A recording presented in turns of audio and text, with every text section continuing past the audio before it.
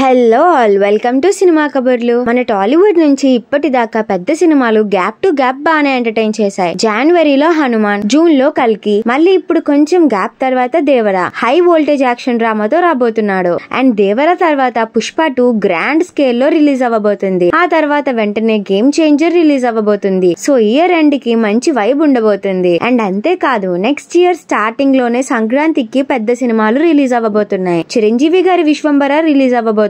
ఇలా పెద్ద సినిమాలే కాకుండా చిన్న సినిమాలు కూడా ఆడియన్స్ ని బాగా ఎంటర్టైన్ చేస్తున్నాయి. రీసెంట్ గా రిలీజ్ అయిన కమిటీ కుర్రోలు ఆడియన్స్ కి బాగా కనెక్ట్ అయింది. మన Tollywood heroes pan Indian stars అయినప్పటి నుంచి వాళ్ళు చేస్తున్న మూవీస్ మీద చాలా జాగ్రత్తగా ఎఫర్ట్స్ పెడుతున్నారు. ఒక మూవీ కంప్లీట్ అవ్వడానికి 2 years పట్టేస్తుంది. RRR తర్వాత మళ్ళీ ఎన్టీఆర్ గారు దేవరాతో రాబోతున్నారు. రామ్ చరణ్ గారు కూడా గేమ్ చేంజర్ తో రాబోతున్నారు. ఇంకా అల్లు అర్జున్ గారు అయితే పుష్ప రిలీజ్ అయ్యి 3 years అయిపోతుంది. ఈ టైం స్పాన్ లో మళ్ళీ పార్ట్ 2 తో ఈ డిసెంబర్ కి రాబోతున్నారు. ముందుగా దేవరా నుంచి మాట్లాడుకుంటే ఇప్పటికీ చాలా మాట్లాడుకున్నాం. ఇంకా మూవీ రిలీజ్ కోసం వెయిట్ చేయడమే. అనిరుద్ బ్యాక్గ్రౌండ్ స్కోర్ ఇర్రగొట్టేశాడు అని ఎన్టీఆర్ గారు చెప్పారు. మూవీలో పెద్ద ట్విస్ట్ ఉండబోతుందంట. అండ్ కొరటాల శివ గారు ఒక్కొక్క సీన్ ని జాగ్రత్తగా షేప్ అవుట్ చేసుకుంటూ కొత్త స్క్రీన్ ప్లే తో ఆడియన్స్ కి పక్కా పైసా వసూలు ఎంటర్టైన్మెంట్ ఇవ్వబోతున్నామని కూడా చెప్పారు. ఇంకా ఈ సినిమా తర్వాత పుష్ప 2 గురించి మాట్లాడుకుంటే మూవీ షూటింగ్ అక్టోబర్ లో కంప్లీట్ అయిపోద్ది. త్వరలోనే అన్ని పనులు కంప్లీట్ చేసుకుని అప్డేట్స్ ఇస్తామని టీం ప్రామిస్ చేశారు. December 6th పక్కా వరల్డ్ వైడ్ రిలీజ్ అవ్వబోతుంది అని సుకుమార్ గారు